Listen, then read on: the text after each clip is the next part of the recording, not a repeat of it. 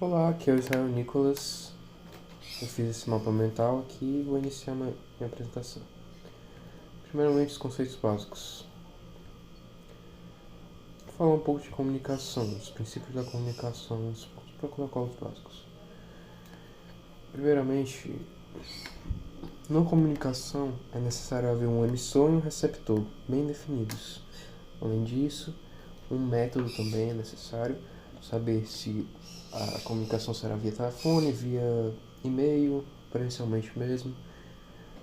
Além disso, é necessário ter uma língua em comum. A velocidade e o ritmo da comunicação devem ser acertados e deve haver uma forma de saber se a mensagem foi recebida corretamente, ou seja, uma confirmação ou recepção. Ainda em comunicação, temos a questão da qualidade. Como definimos quando uma comunicação é de qualidade? É basicamente quando o significado que o emissor da mensagem tem a intenção de passar é o mesmo significado entendido pelo receptor. Nisso nós temos dois fatores interessantes para que essa mensagem tenha o seu significado completamente entendido. Os fatores externos pode ser, por exemplo, o número de vezes que a mensagem mudou na comunicação, ou a qualidade do caminho. Já fatores internos pode dizer a respeito da mensagem em si. Se a mensagem é muito grande e complexa, o grau de importância da mensagem, porque um dos princípios básicos é o de divisão e conquista. Uma mensagem que é dividida em partes, uma mensagem grande que é dividida em partes menores e menos complexas, ela é muito mais rapidamente compreendida e enviada do que uma mensagem gigante e complexa. Redes de computadores.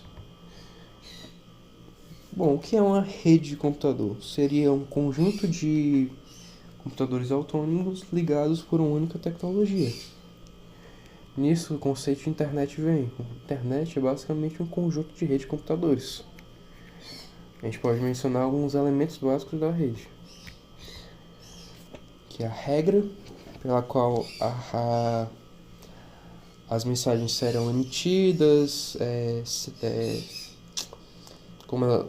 direcionamento das mensagens, né, como elas serão recebidas e como elas serão interpretadas. A mensagem em si, as unidades de informação que serão enviadas, o meio pelo qual essa informação será enviada entre os dispositivos e os dispositivos que participam da comunicação.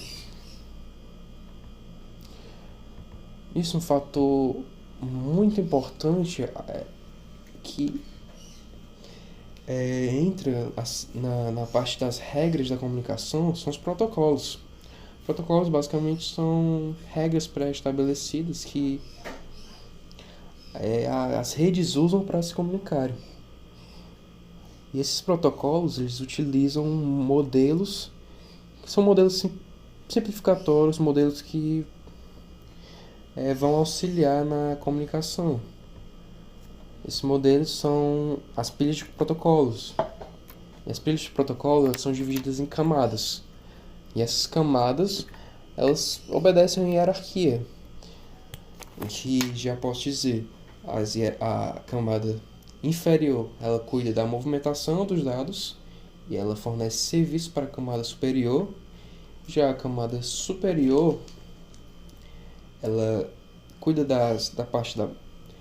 Ela define a parte da mensagem em si, como ela será tratada, e a conexão com o usuário. Dentre esses protocolos, muitos protocolos ganham bastante notoriedade, que são protocolos utilizados pela indústria, ou seja, eles têm um padrão de indústria.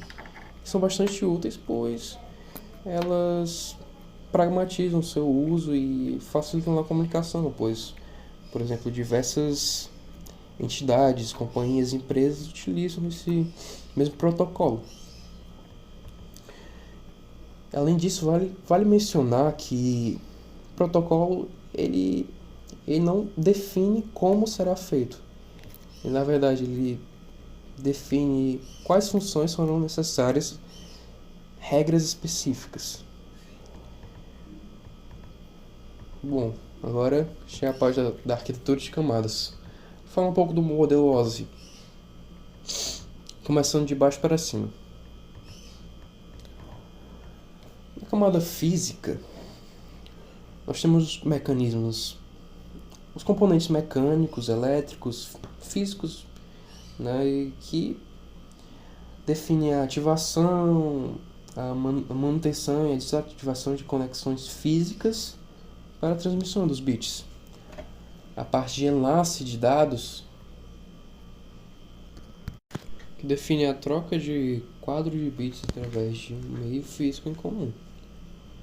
Já a camada da rede, ela define a troca de pedaços individuais de dados através da rede entre os dispositivos finais que são identificados. A parte de transporte, ela define os serviços de segmentação, transferência e reunião de dados para comunicações individuais entre os dispositivos finais. Nessa parte superior, nós temos a seção, apresentação e aplicação. A seção, ela fornece serviços à apresentação para organizar o diálogo e para gerenciar a troca de dados. A apresentação, ela fornece uma representação comum de dados transferidos entre serviços da camada de aplicação. E a aplicação em si fornece os meios para conectar a conectividade ponto a ponto entre indivíduos na rede humana usando rede de dados. E já falando do modelo TCP/IP, nós podemos traçar um paralelo bem claro entre os dois modelos de equivalência. A parte física e a parte de enlace de dados, o modelo TCP/IP é equivalente à parte de acesso à rede. A parte de rede, no modelo OSI, é equivalente à parte de internet. O transporte é equivalente à parte de transporte mesmo. E já a seção, a apresentação e a aplicação é equivalente à camada de aplicação, no modelo TCP/IP. Passando para a parte de topologia de redes, nós temos essa divisão aqui. Cada rede dessa é distribuída conforme o seu raio de distribuição.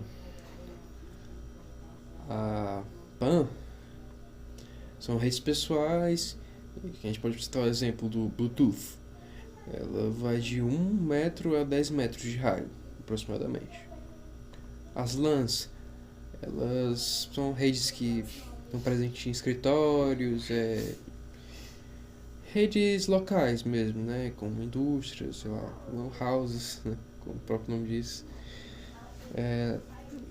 Elas têm algumas características especiais, né.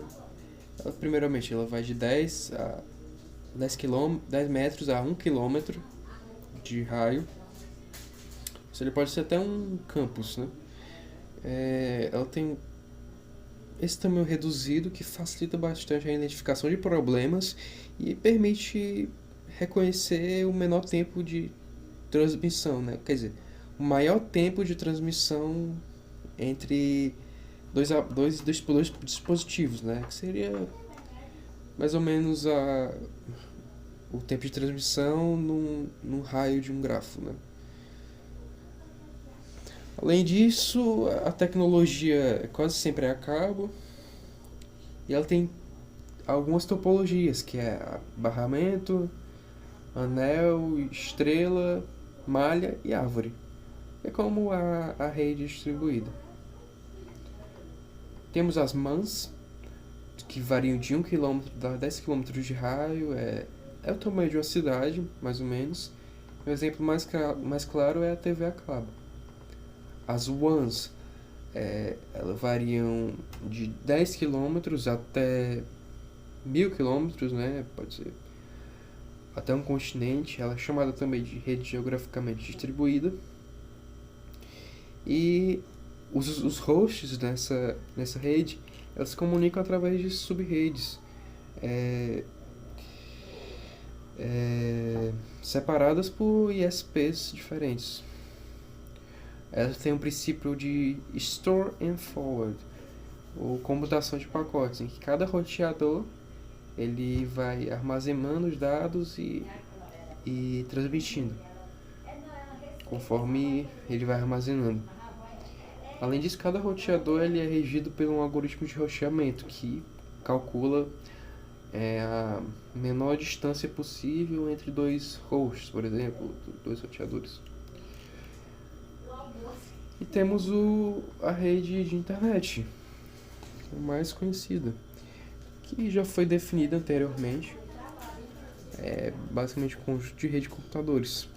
Tem algumas características, como os gateways que conectam redes que são incompatíveis. Por exemplo, redes que são regidas por protocolos diferentes. Além disso, redes que têm diferentes ISPs.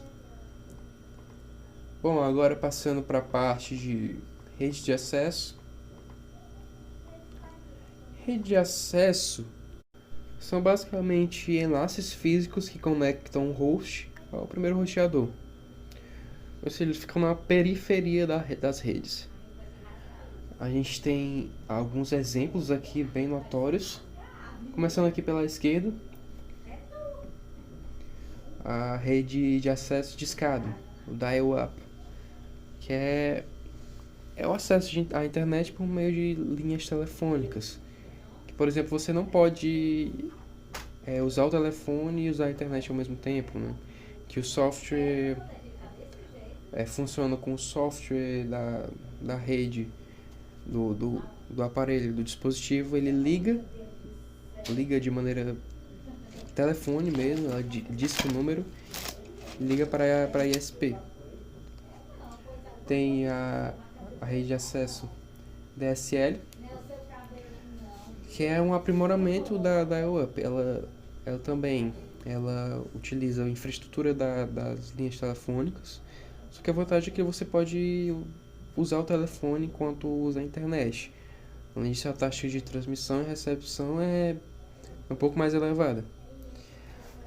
Só tem um revés, que é que ela depende da distância entre a casa e a central telefônica, né, ISP.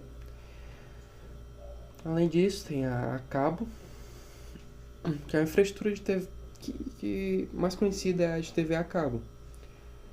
É uma característica notória que o meio de transmissão é compartilhado. Tem a fibra ótica.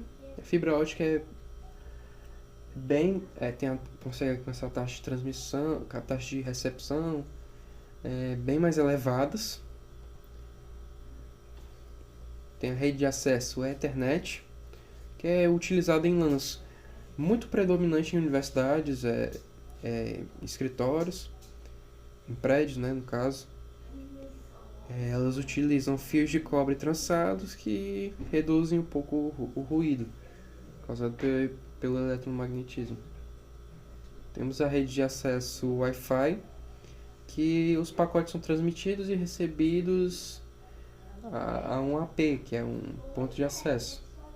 O revés dela é justamente isso, que você tem uma limitação na distância, que é uma limitação de uma LAN, é uma rede local, mais ou menos. Aqui, esse AP ele pode ser associado a modems, ou a modems a cabo, ou DSL. O IMAX, que está aqui no final, ele é bem semelhante ao Wi-Fi. E temos as redes celulares, que utiliza a infraestrutura da telefonia celular, tem um acesso de aproximadamente 10 quilômetros de raio, segue os padrões 1G, 2G, 3G, 4G e 5G.